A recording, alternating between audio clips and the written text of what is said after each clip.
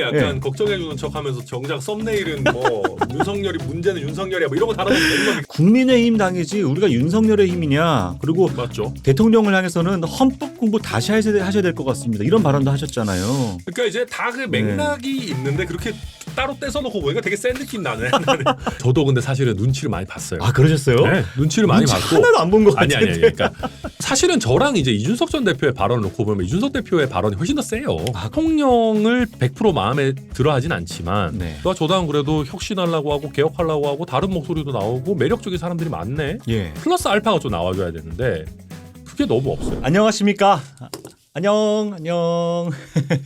네, 신정현의 청년 내각입니다. 어느새 벌써 네 번째 청년 내각이 이제 방송으로 시작되는데요. 최영기 의원은 대통령의 스펙트럼이 당의 스펙트럼보다 넓어야 한다 주장을 하더라고요. 말이 되는 소리입니까 그게? 국민의힘이잖아요. 우리가 네. 대통령의 힘이 아니지 않습니까? 김기현 후보는 내년 총선에서 안철수, 나경원, 유승민, 이준석 다 포괄해서 포용의 정치를 하겠다. 유승민, 나경원, 이준석 입장은 물어봤습니까? 그거는 오히려 이분들을 이용하는 거다. 다시 한번 2차, 3차 가야 아닙니까? 총선 때는 이 사람들 필요할 것 같으니까 이분들 오셔가지고 장식품 역할을 해주십시오. 포장지 역할을 해주십시오라고 하는 거는 요거 있는 것이거든요. 안철수 후보는 왜 윤심이 없다라는 거예요? 죄송한 말씀인데 이건 거짓말 하신 거라고 생각합니다. 거짓말. 나한테 불리하더라도 인정할 건 인정해야 됩니다. 제가 대통령실에서 밀어주는 후보가 아니라는 거는 인정하거든요. 만약에 못 가면 김기현, 안철수가 가면 특정 후보를 지지합니까? 그럴 생각 전혀 없습니다. 둘 중에 한 분을 제 한 표를 드리기도 솔직히 마음에 안 듭니다. 이렇게 약간 걱정해주는 척하면서 정작 썸네일은 뭐 윤석열이 문제는 윤석열이야 뭐 이런 거 달아놓으면 되는 겁니까? 어때 지금? 마음에 드세요? 어떠세요? 아니 뭘 마음에 들어요 지금? 아니 이런 발언도 하셨잖아요. 막 국민의힘 당이지 우리가 윤석열의 힘이냐. 그리고 맞죠. 대통령을 향해서는 헌법 공부 다시 하셔야 될 것 같습니다. 이런 발언도 하셨잖아요. 그러니까 이제 다 그 맥락이 있는데 그렇게 따로 떼서놓고 보니까 되게 센 느낌 나네. 그러니까 이제 저는 그렇게 봅니다. 네. 그러니까 이제 여당이라는 게 좀 특이하기는 하잖아요. 그렇죠. 이게 근데 기본적으로는 여당도 국회의원들이 모여 있는 집단이니까 맞습니다. 행정부에 대해서 견제할 부분 좀 또 견제해주고 그렇죠. 또 이게 그냥 현실적으로 놓고 보더라도 예. 당내에 대안 세력이 있어야지 이 당내의 주류가 좀 삐끗했을 때 당내에서 또 이렇게 돌아가는 거거든요. 안 그러면 야당에 공을 내줘야 돼요. 네네네. 그리고 이제 요새 이제 우리 대통령께서 헌법을 강조를 많이 하시는데 헌법을 강조하면서 뭐 예를 들면 예전에 이제 그런 게 있었어요. 민주노총 같은 데들 불법 집회 많이 하는 데들은 미리 시위를 못 하도록 뭐 막는 그런 조치를 취하겠다. 오, 예. 근데 그거는 우리 헌법의 원칙에 좀 어긋나는 거거든요. 집회 어긋나죠. 시위를 사전적으로 차단하는 건 네. 아닌데 우리는 허가제를 하지 말라고 하고 있기 때문에 여튼 뭐 그런 면에서 우리가 헌법에 있는 원칙들을 그런 겁니다. 그러니까 헌법에 있는 원칙은요. 내가 싫은 사람한테 지켜야 되는 겁니다. 네. 그렇지 않아요? 네. 내가 좋아하는 사람들한테 얼마든지 잘해주지. 근데 이제 우리 편이 아닌 사람들한테도 헌법의 원칙은 지켜져야 되는 거니까 뭐 예. 그런 부분 말씀드리고 있는 거예요. 헌법의 가치는 편을 갈라서는 안 된다. 그럼요. 이런 말씀이신 네. 것 같아요. 아까 영상을 보니까 또 대통령으로 시작해서 이철규, 김기현, 안철수까지 한 번에 다 보내버리셨는데 그 당시 이 발언을 했던 배경은 뭐예요? 그러니까 저는 이번 전당대회를 거치면서 예. 좀 아쉬웠던 게 그런 거예요. 그러니까 뭐 결과적으로 잘 됐죠. 대통령실의 입장에서는 잘 네. 됐으니까 망정이지만 아니 무슨 안철수 의원한테 막 무슨 국정 운영의 적이다 이런 얘기하는 거는 저는 약간 아니 국정 운영의 적이 세상에 얼마나 많은데 예. 왜 국정 운영의 적이 안철수야? 그렇죠. 예, 그래서 좀 너무 과하게 지금 흥분된 상태다 이게. 그래서 이렇게 가서는 안 된다. 뭐 그렇죠. 그런 취지였습니다.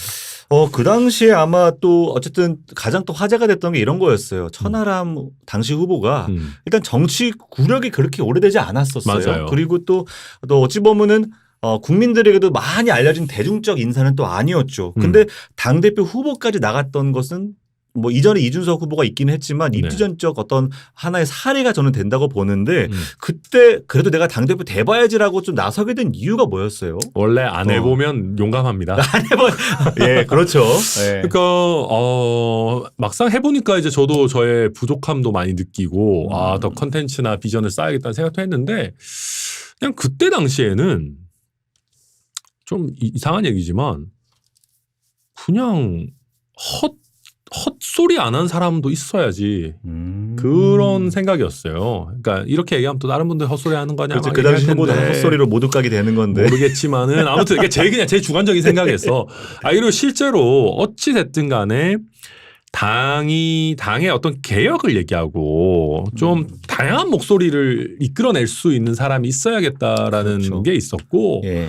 그리고 이게 다 유승민 의원이 불출마하는 한 덕분인지 때문인지 제가 출격할 기회가 생긴 거죠. 안 그랬으면 제가 출마 못했을 겁니다. 아마 거의 그 접수 마지막 시점에서 결심을 하신 걸로 들었어요. 맞아요. 예. 유승민 의원님이 막판에 이제 결정을 하셨고 실제로 그 전부터 이제 뭐 저랑 뭐 김용태 최고위원이나 이준석 대표까지 해가지고 몇몇 사람들 모여가지고 사실은 유승민 전 의원이 출마를 하면 네. 최고위원 진용을 어떻게 꾸릴까를 고민하고 있었어요. 아. 누가 뭐 최고위원 나가고 뭐 이렇게 고민하고 있었는데 이제 그렇게 됐죠. 소위 말하는 천하용인 요 네. 네 명의 어떤 진영이 당 대표와 최고위원이 아니라 최고위원 안에서의 진영으로 다시 바뀌었었겠네요. 그렇게 됐다. 만약에 유승민 의원 나왔으면은 그랬을 겁니다. 네. 그래요. 그때 뭐 당대표 선거든 뭐 하여튼 전당대회라는 건 원래 과열되게 마련인데 그때 또 하여튼 천하람이라는 존재 하나가 국민의힘을 역동적으로 만든 건 사실이에요. 천하용인 4명이 다 그랬죠. 그렇죠. 하지만 또 과격한 발언 때문에 그때 내가 돌아가면 이 정도 발언까지는 너무 나간 것 같아. 좀 후회되는 게 있는 것도 혹시 있으세요? 약간 제가 그때 당시에 이제 김기현 대표 땅 의혹 관련해 가지고 울산의 이재명 이런 거 했었거든요. 저희가 많이 써먹으려다가 울산에 또 이재명 하니까 민주당이 써먹긴 좀 그렇죠. 애매했어요. 그래서 예. 이제 이거는 뭐 양쪽에서 굉장히 불쾌했죠. 이제 민주당 지지층에서는 왜 이재명을 붙여? 이러고 예. 김기현 대표는 김기현 대표 캠프에서 되게 진짜 실제로 저한테 연락 오고 그랬어요. 그러니까 김기현 대표 본인 아니지만 네. 친한 분들이 야 암만 그래도 어떻게 같은 당 사람한테 이재명 대표라고 하냐. 이제 그러니까 국민의힘 사이드에서 봤을 그럴 수 때는 있죠. 이재명 대표를 되게 안 좋게 보니까 네네네. 그런 건 좀 잠깐 뭐 좀 지금 와서 생각해 보면 굳이 그렇게까지 할 필요 있었을까 싶긴 한데 근데 저는 어찌 됐든 제가 당대표 선거하면서 했던 발언에 있어가지고 네. 뭐 큰 후회가 남는 건 없어요. 다만 이렇게 했으면 좀 더 좋지 않았을까. 아쉬움은 당연히. 제가 끝나고 실제로 이제 약간 골방에 앉아가지고 제가 했던 걸 처음부터까지 다 봤어요. 네. 제가 했던 연설회나 토론회나 방송 출연 가운데서도 좀 약간 주요했던 것들 다시 쭉 보고 제가 냈던 이제 언론 뭐 논평이나 네. 뭐 이런 것들 SNS나 이런 것도 쫙 다 봤는데 네. 뭐 아무튼 그러면서 제가 좀 반성도 많이 했지만 근데 뭐 저는 뭐 제 생각대로 거의 했기 때문에 예. 크게 후회가 되는 건 없어요. 네. 그래요. 저도 그래요. 하여튼 뭐 아까 얘기했지만 모르고 나가니까 용기가 있었다고는 하는데 사실은 그랬기 때문에 기성정치인들이 도저히 발언할 수 없는 하지만 국민들이 듣고 싶었던 이야기들을 사실 천하람 당시 후보가 해주신 거라고 저는 봐요. 근데 아니에요. 저도 근데 사실은 눈치를 많이 봤어요. 그러셨어요? 네, 눈치를 많이 눈치 봤고 하나도 안 본 것 아니. 같은데. 그러니까 눈치를 진짜 안 사실은 저랑 이제 이준석 전 대표의 발언을 놓고 보면 이준석 대표의 발언이 훨씬 더 세요. 그렇죠. 실제 예. 더 세고. 그러니까 저 같은 경우는 이게 제가 뭐 꼭 예를 들면 윤핵관이나 아니면 대통령에게 잘 보여야겠다 이런 게 아니라 네. 저는 솔직히 그런 고민이 있어요. 그러니까 네. 민주당에서 어떤 분이 심리적 분당 상태다 이런 얘기를 쓰시던데 국민의힘도 어떻게 보면은 세대 갈등이 굉장히 심각해요. 그러니까 현역 의원과 저희 같이 이제 원외에 있는 젊은 사람들의 갈등도 심각하지만 지지층 안에서의 이 어떤 그 관점, 네. 뭐 이런 것들이 굉장히 많이 부딪히거든요. 그래서 저는 제가 꼭 예를 들면 표를 더 얻기 위해서인 것도 물론 있지만 그럼 국민의힘의 전통적 지지층과도 어느 정도는 접점이 있어야 되지 않을까? 그거를 저는 항상 좀 나름대로는 고민하는 편이에요. 그러다 보면은 발언의 수위가 약간은 좀 이렇게 좀 떨어져요. 그러니까 막 너무 과격하게는 하지 않으려고 노력은 하는데 네. 근데 당에서 이제 전부 다 이제 예를 들면 권력 눈치 보면서 아무도 아무 말 안 하니까 제가 뭐 조금 이렇게 자제해서 예. 한다고 해도 세게 예. 들리는 거죠. 그럴 수 있죠. 그러니까 뭐 보통 정치는 그런 말 하잖아요. 내 편만 갖고는 이길 수 없기 때문에 더 넓은 중도로 가야 되는데 아마도 그 전통적 지지층이 천하람 당시 후보에게는 중도로 나아가는 하나의 좀 방향이었고 그래서 발언의 수위를 조금은 좀 고민을 많이 네, 했다. 저는 고민 진짜 많이 했어요. 그랬을 것 네. 같아요.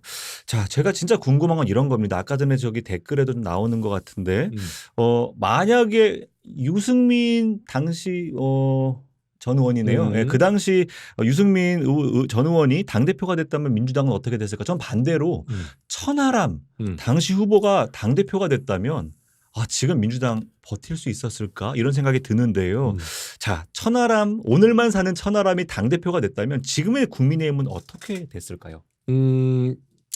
잘 됐을 거예요. 잘 됐을까요? 네. 저는 정말 장담하는데 잘 됐을 겁니다. 예. 왜냐하면은 일단은 도덕성 논란, 그러니까 저도 뭐 다 털어보면 이렇게 잘못하고 산 것도 있겠지만 젊은 사람들이 유리한 게 그런 거잖아요. 그러니까 네. 잘못을 할 절대적인 시간이 좀 부족했던 그렇죠. 거 있고 도덕성 논란 같은 게 있었을 때 조금 더 저희가 치고 나갈 수 있었을 것이고 그리고 저희가 무엇보다는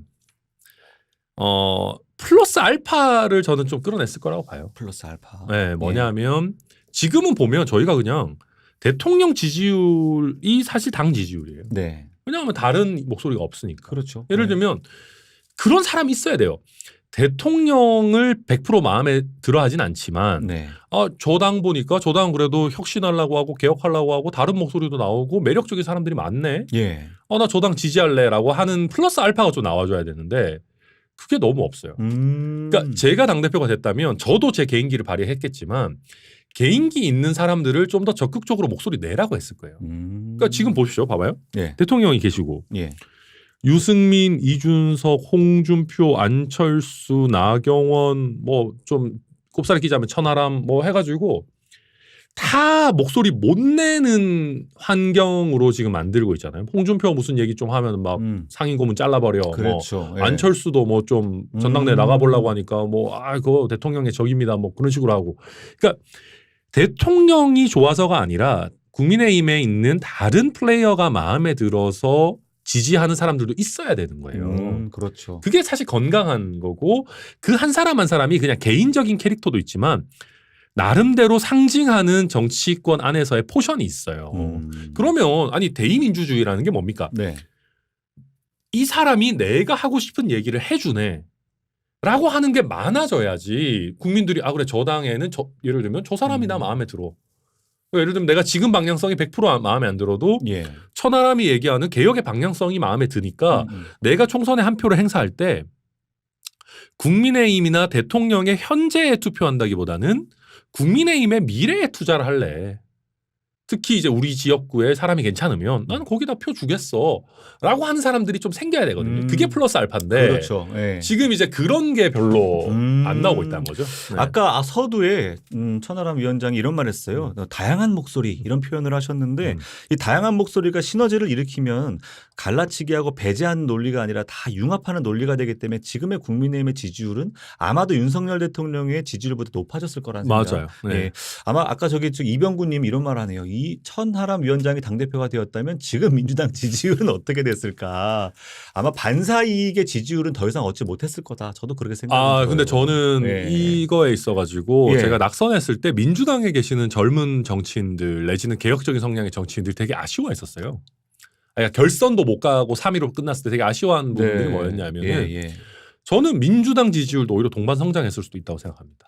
오히려 없음 모름이 줄었겠죠. 무당층이 오히려 그렇죠. 줄고. 왜냐하면 한쪽 정당이 그래도 뭔가 새로운 모습을 보여주고 바람을 일으키면 다른 정당도 어떻게든 뭔가 합니다. 그렇죠. 예. 네? 지금 민주당에서 예를 들면 돈봉투니 김남국이니 막 이런 거 저런 거 해도 안 움직이는 게 결국은 우리 특급 도우미 대통령 계시고 집권 여당 있는데 우리가 뭐 하려고 본질적으로 혁신해 그런 거고.